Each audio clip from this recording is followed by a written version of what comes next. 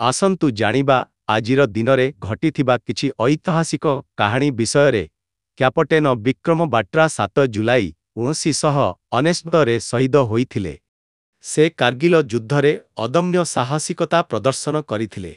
ବିକ୍ରମ ବଟ୍ରା ହେଉଛନ୍ତି 21 ଜଣ ଭାରତୀୟ ସୈନିକଙ୍କ ମଧ୍ୟରୁ ଯିଏ ଭାରତ ସର୍ବୋଚ୍ଚ ଗ୍ୟାଲେଣ୍ଟ୍ରି ପୁରସ୍କାର ପରମବୀର ଚକ୍ରରେ ସଜା ଯାଇଥିଲା ହିମାଚଳ ପ୍ରଦେଶର ପାଲମପୁର ଜିଲ୍ଲାରେ ଜନ୍ମଗ୍ରହଣ କରିଥିଲେ।